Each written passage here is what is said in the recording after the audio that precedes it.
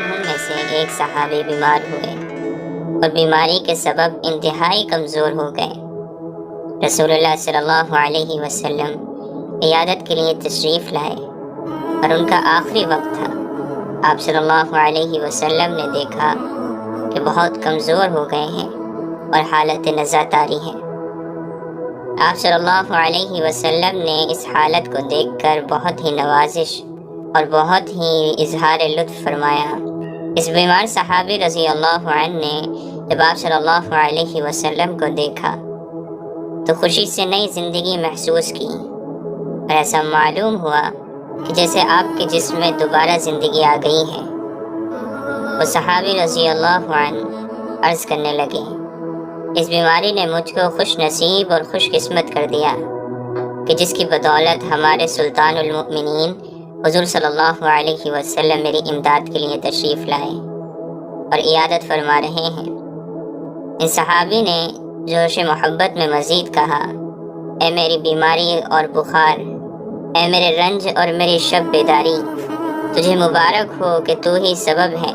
کہ اس وقت رسول اللہ صلی اللہ علیہ وسلم میری عیادت کو تشریف لائے ہیں۔ اس کے بعد جب آپ صلی اللہ علیہ وسلم ان کی عیادت سے فارغ ہوئے تو آپ صلی اللہ علیہ وسلم نے ارشاد فرمایا کہ تمہیں کچھ یاد ہے کہ تم نے ایک بار حالت صحت میں کیا دعا کی تھی؟ انہوں نے کہا، مجھے تو یاد نہیں آتا کہ کیا دعا کی تھی۔ اس کے تھوڑے ہی دیر بعد حضور صلی اللہ علیہ وسلم کی برکت سے ان کو وہ دعا یاد آ گئی اور عرض کیا، یا رسول اللہ صلی اللہ علیہ وسلم، مجھے وہ دعا یاد آ گئی۔ وہ دعا یہ تھی کہ میں نے اپنے اعمال کی کوتاہیوں اور خطاؤں کے پیش نظر دعا میں یہ کہا تھا کہ اے اللہ، وہ عذاب جو آخرت میں آپ دیں گے وہ اسی عالم میں یعنی دنیا ہی میں مجھ پر جلد دے دیجیے تاکہ عالم آخرت کے عذاب سے فارغ ہو جاؤں۔ اور یہ درخواست اب تک میں کرتا رہا یہاں تک کہ یہ نوبت آ گئی کہ مجھ کو ایسی شدید بیماری نے کھیل لیا اور میری جان اس تکلیف سے بے آرام ہو گئی،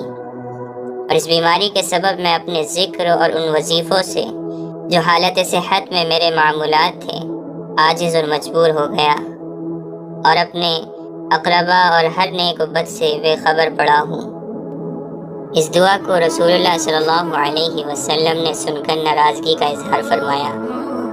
اور منع فرمایا کہ آئندہ ایسی دعا کبھی مت کرنا، اور آپ صلی اللہ علیہ وسلم نے ایسی دعا کو عبدیت کے خلاف قرار دیا، یعنی یہ آداب بندگی کے خلاف ہے کہ اپنے مولا سے بلا و عذاب طلب کریں، کیونکہ ایسی دعا کرنا گویا ایک طرح اللہ تعالیٰ کے سامنے دعویٰ کرنا ہے کہ ہم آپ کی بلا و عذاب کو برداشت کر سکتے ہیں۔ چنانچہ رسول خدا صلی اللہ علیہ وسلم نے ان کو نصیحت فرمائی کہ کیا تو طاقت رکھتا ہے کہ تجھ جیسی بیمار چوٹی پر خدا پاک ایسا بڑا پہاڑ اپنی بلا کا رکھ دیں؟ اور آپ نے مزید تلقین فرماتے ہوئے ارشاد فرمایا، اب اس طرح سے دعا کرو کہ اے اللہ، میری دشواری کو آسان کر دیجیے تاکہ اللہ تعالیٰ تمہاری مصیبت کے کانٹے کو سکون اور راحت سے تبدیل فرما دے۔ اللہ تعالیٰ سے دعا کرو کہ اے اللہ، دنیا میں بھی مجھے بھلائیاں عطا فرما اور آخرت میں بھی ہم کو بھلائیاں عطا فرما۔ تو اس سے پتہ چلتا ہے کہ کبھی بھی اللہ تعالیٰ سے بلا نہ مانگی جائے، ہمیشہ دونوں جہاں کی عافیت، سکون اور راحت مانگی جائے، اور اپنے رب کے سامنے اپنی کمزوری اور عاجزی کا اقرار کیا جائے۔ مثلاً اگر کسی شخص کو بدنگاہی کی بیماری ہے تو اللہ تعالیٰ سے اصلاح کی دعا کرے، مگر کبھی پریشان ہو کر یہ نہ کہے کہ یا اللہ، یہ بیماری تو میری اچھی نہیں ہوتی، اس سے بہتر تو مجھے بیمار کر دے تاکہ آنکھوں کے گناہ نہ ہوں۔ ایسی دعا جہالت اور نادانگی ہوگی۔ خوب سمجھ لینا چاہیے، ہم سے جہاں تک ہو ہم بلاؤں سے، مصیبتوں سے بچیں اور اللہ سے عافیت کا، راحت کا سوال کریں، اور ایسی دعا اللہ سے کبھی نہ مانگیں جو جذبات سے بھری ہو، ہماری ندامت اور جہالت سے بھری ہو، کیونکہ اللہ تعالیٰ کے لیے کوئی چیز مشکل نہیں، اور ہو سکتا ہے کہ ہماری دعاؤں کی وجہ سے وہ مصیبت ہماری زندگی میں آ جائے جو کبھی نہیں آنی تھی، لیکن ہم نے ایسی دعائیں کی جذبات میں آ کر، ناراض ہو کر، اپنے آپ سے مایوس ہو کر، کہ ہمیں وہ مصیبتیں جھیلنی پڑیں جو ہماری تقدیر میں نہیں تھیں، بلکہ ہماری دعاؤں کی وجہ سے ہماری تقدیر میں لکھ دی گئیں۔ اسی لیے دوستو، ہم کتنے بھی مایوس ہوں اپنے گناہوں سے یا کسی بھی چیز سے، ہمیشہ اللہ سے اس کی رحمت اور عافیت کا سوال کریں۔ کبھی بھی اللہ سے اس کی مصیبتوں کا، عذابوں کا سوال نہ کریں۔ یہ بہت بڑی نادانگی ہے اور بیوقوفی اور حماقت ہے۔ اللہ تعالیٰ سے دعا ہے کہ وہ ہم سب کو عقل سلیم نصیب فرمائے